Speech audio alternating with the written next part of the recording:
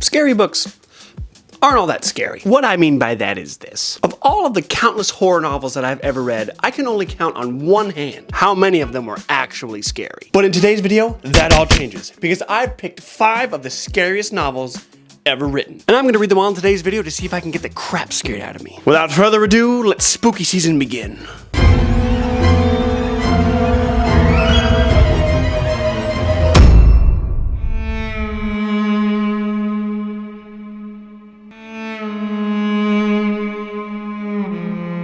Ghost story. I'm in the mid. What?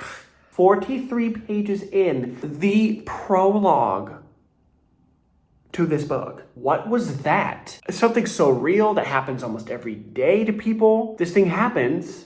How the prologue ends, I was like, give me more? Is this cosmic horror? Tell me right now, is this cosmic horror? Because this was not what it was advertised. Here's what I thought this book was. 4 old men get together every 2 weeks to tell stories. Some of the stories are true, some of the stories aren't, but they're always supposed to be scary. Where I'm at in the novel, it has been a year since one of them died. I'm already on the edge of my seat. This is already so creepy because not only did this man die, but it's a mystery of how he died. And they're all just like, we're not gonna talk about it. Of course, one is like, oh, what freaking happened? Can you explain it? And the other one's like, he died in my house. The leader of the gang is like, everyone be quiet, I don't wanna talk about it. And I'm over here going, what the fetch is wrong with the little girl? But I'm so excited. I'm so here for it. That's the kind of horror I want. And I think Peter Straub is going to deliver. Without further ado, I'm done.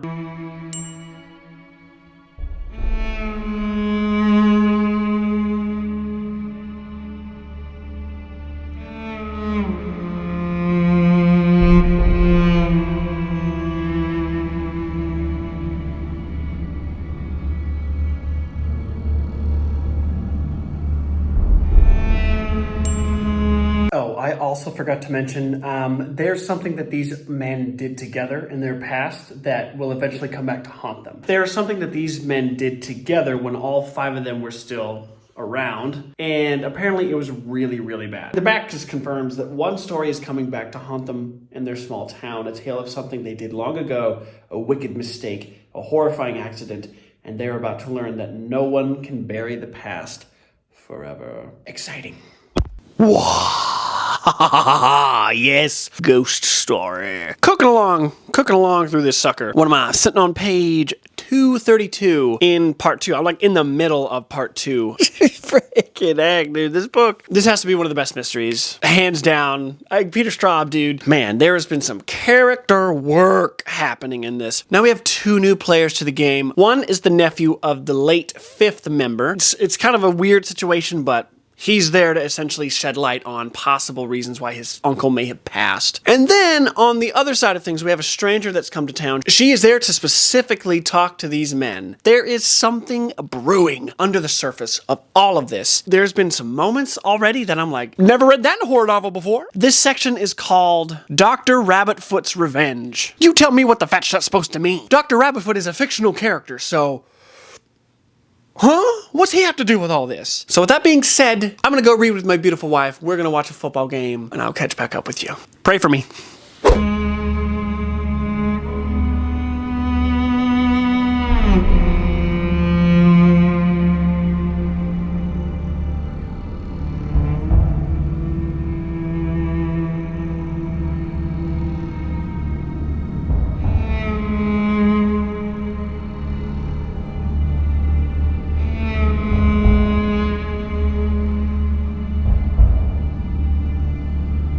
Let me tell you about this freaking book. Oh gosh, oh, what the fetch is going on? This book is everything I thought it would be and more. When I say that this is the most, what can I even say about it? Of all the horror that I have read, I've maybe only walked away from a handful going, that was hair standing on the back of your neck, goosebumps going up and down your spine, that kind of stuff. This book is doing that the entire time. I don't know, that's like what, 70%? All the way through? I'm on page 364. 364 of 513. And boy, oh brother. There was so much going on. Every scene has something creepy, something scary. The small little town of Millburn, New York is being haunted. And it's because of these old men. These old men did something a long time ago in their past. There are animals. Oh gosh, the sun. I don't like that. Better? Can you see me better? Oh, that looks stellar. You think I'd get better at this YouTube thing after 2 years? In the 10 horror novels that I wanted to read, I put this as probably gonna be one of the scariest, if not the scariest. And I think already, I hate to like jump the gun, this is the first of 10 that I'm gonna try to read. This is one of the scariest books I've ever read. I like hands down. So if you're looking for like a mystery and kind of something that thrills you, but there's a little bit of spookiness to it, don't read Peter Straub. Please, just save yourself a lot of trauma. My gosh, I gotta get back to it. Come along with me, let's get the crap scared out of us.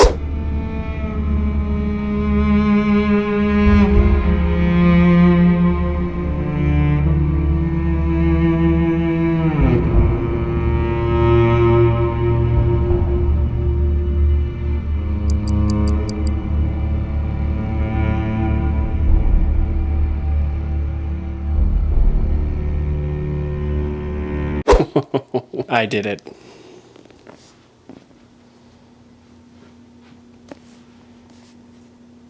I finished Ghost Story by Peter Straub. One of those nail-biter books that you can't put down until the very end. I'm still trying to wrap my brain around that freaking epilogue. How is it more scary? The prologue was scary in itself. The entire book was really scary. And then the epilogue was one of the scariest parts. I'm blown away. Finally, a horror novel that genuinely scared me from beginning to end. Holy crap, he knocked this out of the park. This was a 5-star. This is a 5-star novel, guys. You want a really spooky book that's actually gonna grip you? There are a handful of scenes that I've been thinking about all day. Brother, holy crap. One of the best books I've read all year. Boom, so good. But we're not done with Ghost Story, okay? I am gonna watch the movie. I found out there's an adaptation last night, and I wanna watch it tonight. I'm gonna see if the movie is just as creepy. But I did start the next book of this challenge.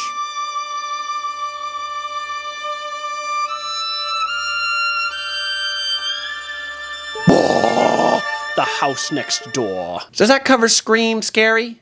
No. It's a book about a house, all right. It's a book about one of the scariest houses in fiction. And I looked up Miss Rivers Siddons, and the thing about her is that she writes women's fiction, literary fiction, historical fiction. Like, that's what she writes. Stepped out of her genre bounds only once. Another selling point of this book, you see that name? Do you see that, Mr. Pat Conroy has a freaking blurb? Are you telling me that I just found my female version of a Pat Conroy? Are you telling me that? She writes Southern family dramas. What does Pat Conroy write? Southern family dramas, and I'm starting with her horror masterpiece. But I have already started. I am on page 41 on chapter 4. What got me going, what got me really excited about this novel was the last few lines of the prologue. If we find that all our efforts have failed and someone buys the house, we shall set fire to it and burn it down. We will do this at night before it is occupied. And another time they would have plowed the charred ground and sowed it with salt. If it should come to that, I do not think we will be punished. I do not think we will be alive long enough. What? What? How do you open a book about a haunted house like that? Already the prose is sticking with me. I think about this book every time I put it down. I cannot seem to get her prose, her writing, out of my mind. I gotta get back to it. I want to keep going before I really even tell you anything about it, so let's begin.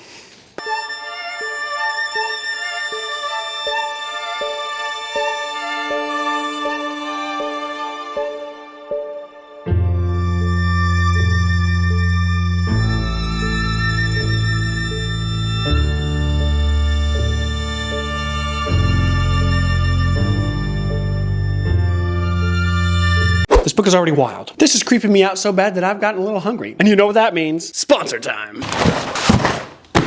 Hungry Root. That's right, Hungry Root. Hungry Root is a grocery delivery service that offers healthy food, recipes, and even meal planning. They're like a personal shopper and a nutritionist all wrapped up in one. They take care of absolutely everything so you don't have to. Want to see what we're rocking with? Hungry Root is simple. All you have to do is tell them your dietary preferences, and they get everything put together. They'll even fill up your cart with personalized recommendations. And the truly mind-blowing part about all of this is that almost every single meal that comes inside this box can be made in under 15 minutes. You're 100% guaranteed by Hungry Root to have zero junk ingredients, artificial flavors, or nasty preservatives. Top quality is guaranteed every single time. Hungry Root has honestly been a game changer for my wife and I. If you didn't know, my dear sweet wife has something that's known as an autoimmune disease, which means she has certain dietary restrictions. And with that has come the struggle of trying to find something that she can eat while also enjoy. And with Hungry Root, they made it so incredibly easy to fit every single dietary parameter and restriction to a T. And with all of this combined, it's become the best possible option that we found in any grocery delivery service by far. For a limited time, get 40% off your first box plus a free item in every box for life when you click the link down below in the description or go to hungryroot.com and use the code Gubeli to take advantage of this sweet, sweet deal. Thank you so much again to Hungry Root for sponsoring today's video. Back to the house next door. Moo. Hi. Good morning, friends, family, intimate reading associates. This book is fetching beautiful. Oh my gosh, I am just so enraptured in this freaking woman's prose. Anne Rivers Siddons, what a gem to the literary community. I don't know how I haven't found her before this. I haven't been whisked away by a prose like this in quite some time. I feel every word. I see every image. I have this perfect picture of what this neighborhood looks like in my mind. And I even have this house. This house, it's not described in great eloquent detail, but I have it visualized. I have it in my mind of what it looks like and the walk from our main character's house to that house and what the woods look like behind them and the flower bushes and the rock gardens. I see it all. Now, when it comes to the creepy parts, she delivers. This book is broken up into 3 parts. Each part is a new family. So the first family that we were introduced to that moved into this house were the Harrelsons, and they were young, they were vibrant, they were newly married, and they had nothing but their lives ahead of them. Then something crazy happened inside the house at a house party while all the neighbors were there, and oh my gosh, I just wasn't expecting it. And so now they're gone and they've been replaced by the Sheehans, and the Sheehans, they have a really weird vibe about them already. They're a little bit middle-aged. I think they're approaching the middle age. There is something off about them. There's already a creepy vibe just to the couple itself, and particularly the wife. That mingled with the influence of the house, I think is going to make for a really, really scary outcome on their part. My goodness, I mean, this already feels like a 5-star book. Is that crazy? 2 5 stars in a horror vlog? I didn't anticipate that, but this book is definitely rising to one of my favorite reads of this season so far. My gosh, let's get back to it. Without further ado, folks. Okay, listen to this. This is... Gosh, this house is so interesting! The new owners of the house are saying this to the main character. I didn't know I could love anything inanimate as much as I love my house. I feel like it needs me, sort of, to be at its best. When I walk in from shopping or somewhere, I feel like it always preens itself because it knows it's prettier with me in it. I give it something. That's a nice feeling to have about a house. Usually a house gives you something. Status, security, identity, or whatever. My house needs me to give it identity. It's a flattering feeling. Okay. Like earlier in the book, the main character, as she's talking to us about the building of the house, she just kind of say this thing within herself of, it almost feels alive. And that is also the vibe that I'm getting. And there's just some things that are said like that by owners of this house. It wants people inside of it. And that is utterly terrifying.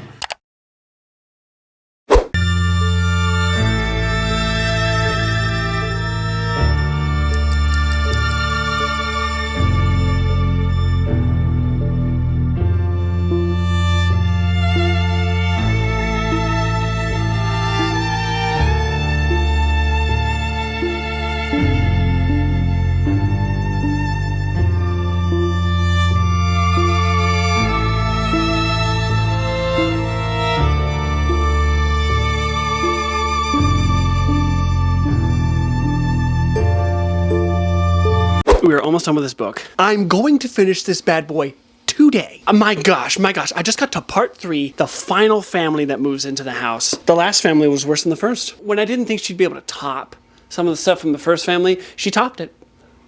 She topped it. She is a literary fiction author. She writes dramas. The fact that she stepped out of her bounds to write this singular horror novel, it's spooky. It's creepy. There's something about this fetching house, man. There's something about this fetching house. All corrupting. It's all corrupting to the neighbors, to the neighborhood. It's like it's alive. Oh, I love it. I like how the story's not trying to center on, say, like a specter or a spiritual aspect. It's just like the house. The house is fetched up. Our characters are running around like chickens with their head cut off. I'm ready to get the pants scared off of me today with the ending of this novel. I finished The House Next Door by Anne Rivers Siddons. The ending of that novel.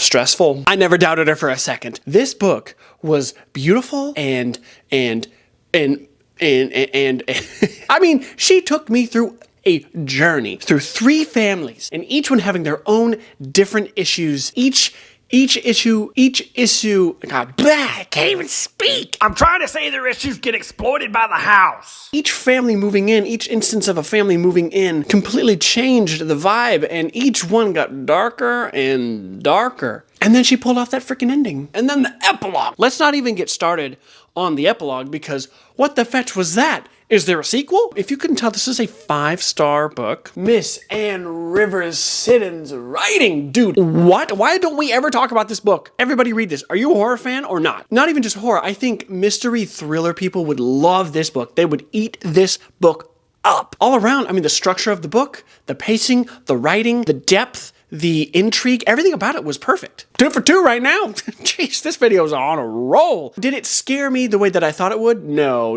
It creeped me out, and there were some disturbing moments for sure, but I wasn't all that scared. I think my initial guess at the beginning of the season was it would be like a 6 out of 10 or a 7 out of 10. I'm gonna say this is more like a 3 out of 10. You're still gonna be shocked at some things, and you're still gonna be mortified at others, but it's well worth the journey. So without further ado, let's get into book 3.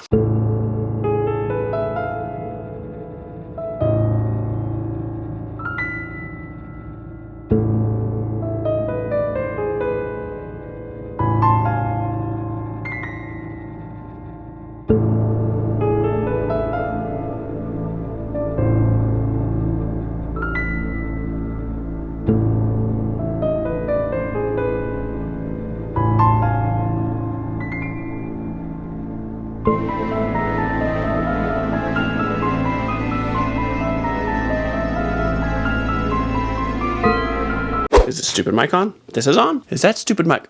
Okay, technology is working. Book 3. Joan Sampson's The Auctioneer. Yeah, I've already read this. I finished this like 2 days ago, and oh my gosh. This is psychological horror at its finest. Miss Joan Sampson, my gosh, what a freaking explosive and chilling piece of fiction. This book is about a little town called Harlow. This is in the countryside of Massachusetts during the winter of 1975. The winter? Over? I forget the time frame. Anywho, we follow the Moore family. They're farmers. They're chilling. They're doing their own thing until one day the sheriff of the town comes and says, hey, we're having an auction for the police department. Do you have anything to offer? And they're like, of course. Now, mind you, this town is so small that it only has 1 officer. It only has 1 cop. There's just a sheriff. They're doing an auction to build the police force. That's all fine and dandy. Great, cool.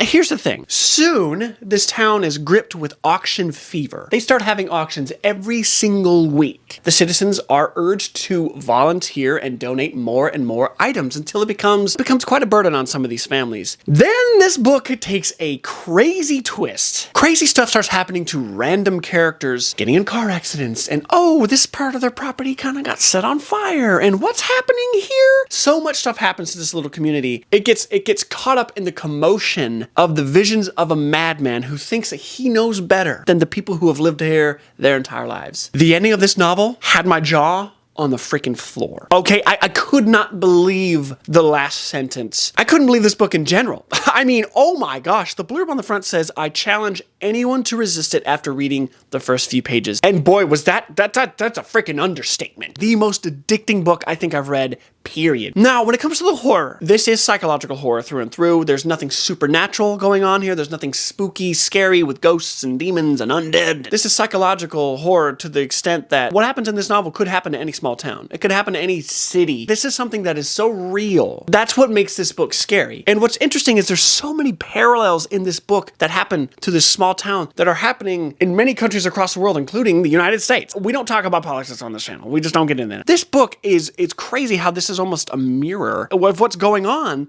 today in current affairs. I mean, good night. This book was written in 1975. It's like Joan Sampson saw into the future and wrote a book about it. Hands down, one of the best books I've read in a long time. This is a 4.5 out of 5. Solid 4.5 out of 5. I think the only reason that it's not a 5 out of 5, the characters drag their feet a little too long before the getting got good. The more that I sit and reflect on it, the more I'm like, what would I do in their situation? Wouldn't I sit on my hands? I kind of saw like, well, that's actually realistic. Some people would be too scared to break the status quo or to step one foot out of line or to make waves. And it makes sense. I urge everybody to read this book. This is actually a very important novel. I don't think it should be taken lightly. I think you should read this for entertainment purposes, but I think you're going to walk away having felt something. Yeah, that's why there's not much montage and much commentary on this book, because I flew through it. I couldn't put it down. So that means we can move on to the fourth and final novel of this video.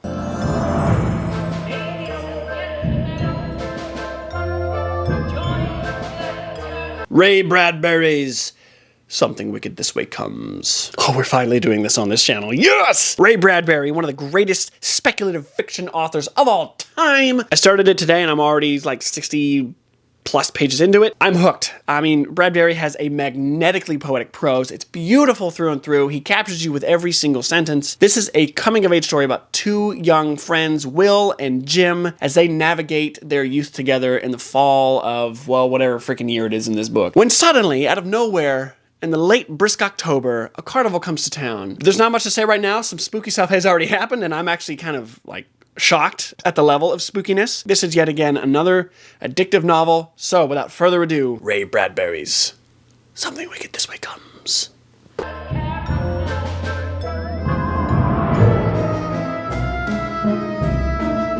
A lot of people in real life, when they meet us, they are really shocked at like actually our height difference. This is a good representation. She's that short. And he's that tall. She's so cute. Something wicked this way comes. Something wicked this way comes. Double, double, toilet trouble.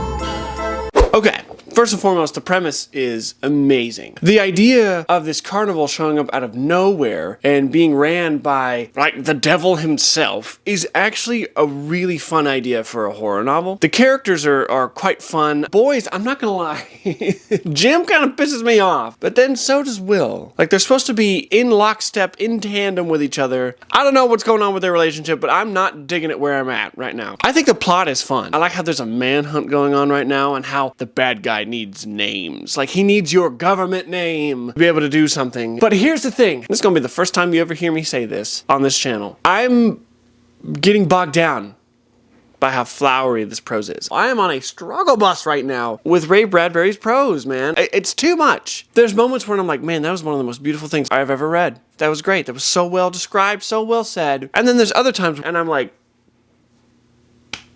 did I need that? And I hate saying that because he is, well, he's a genius. Is it scary? Yeah, dude, there's some things in here that are like the electric chair and then the carousel. Gonna finish it today. I'm on page 172. This ends at 262, so I have 90 pages left. Probably do that in about 2.5, 3 hours. And then we'll be done with Something Wicked This Way Comes.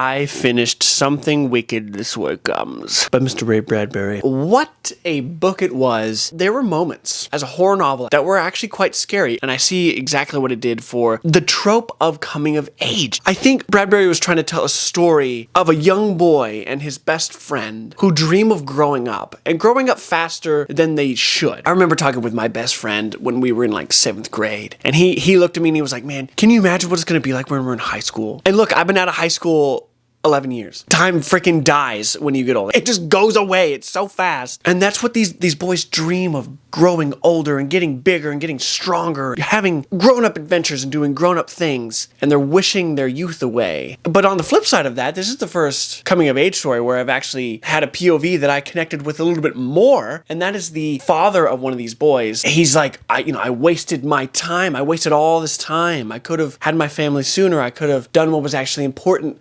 sooner. And now that he's old, he's wanting to be young. He's wanting to get that time back that he lost, that he feels like he wasted. And I think that's the brilliance of this book. I don't think the point was for you to be shocked. I think the only thing that stumped me on this book was his prose. I love a good flowery prose. Give me as much description as you can. Use the words that not the average English speaker is going to use on a daily basis. You know, give me the poetry. There were times where it was a little bit too much. You don't need to use 3 adjectives to describe how green somebody's eyes are. Overall, this book is a 4-star, solid 4 stars. Sure, it has its flaws, whatever. It makes me yearn for some of my favorite coming-of-age stories like Stephen King's It. This was going to be the end of the video, but there was just something gnawing at me that I wanted to read one more book.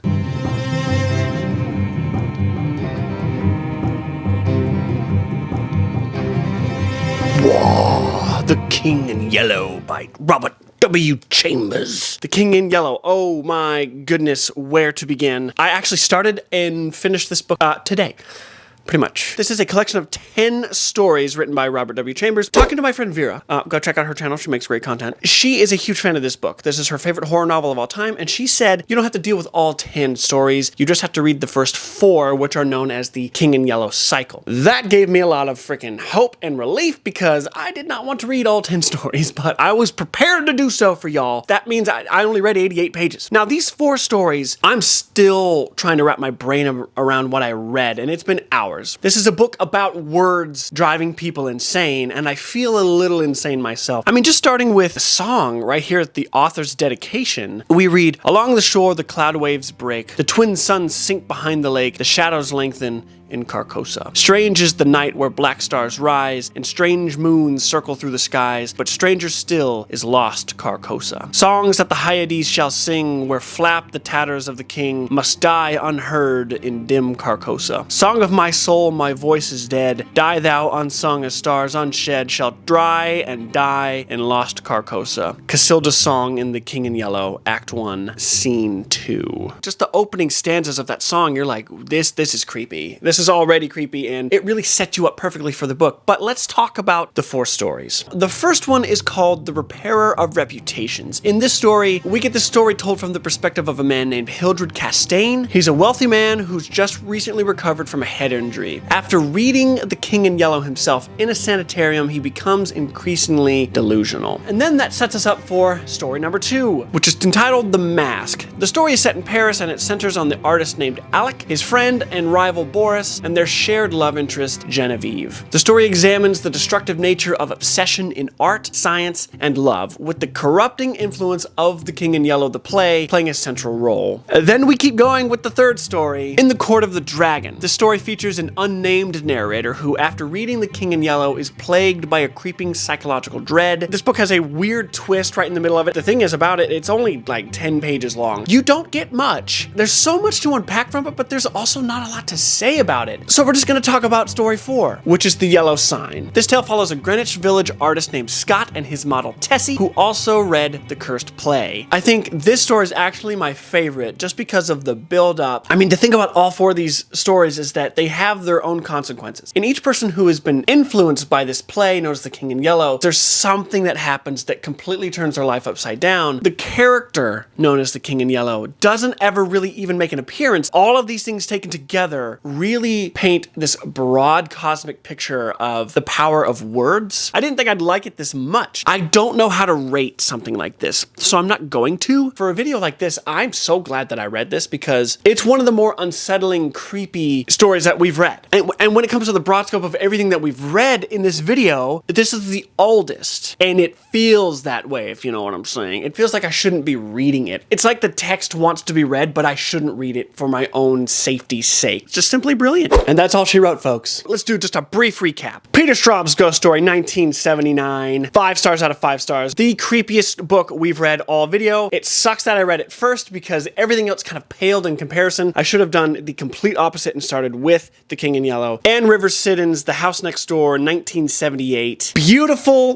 gothic, immersive, unsettling. 5 out of 5 all day long. This was beautiful and dark and creepy, and it was everything that I wanted it to be and more because of how unassuming this book seems. Joan Sampson's The Auctioneer, 1975. Brilliant piece of psychological horror thriller. Not all that scary in terms of spookiness, but scary in terms of these things are happening all across the world. This could happen at any moment to anyone, and I freaking love it. I love it. 4.5. The infamous Ray Bradbury. It's 1962. Something wicked this way comes. One of the best pieces of horror fiction ever written, in my humble opinion. It stands out among the crowd as being the most magnetic. The writing was just superb, top notch. He got a little wordy there on me, but the characters and the themes and the plot, loved everything about it. 4 stars, solid gold. Robert W. Chambers, The King in Yellow, 1895. I'm going to be thinking about this for a long time. After I read this, I watched several breakdown videos, and I'm still going,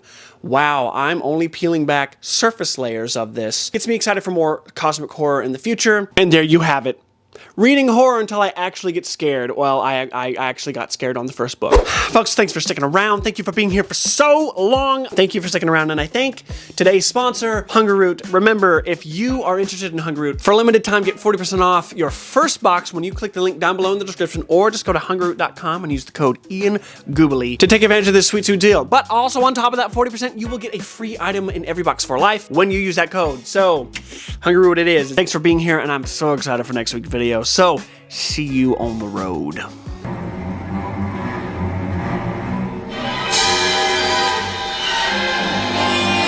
What the fetch was that? That movie was the biggest waste of my time and money. I mean, it didn't even follow the book at all. There was no plot, the characters were dry, and none of the scary parts even happened. That was the biggest waste of my time.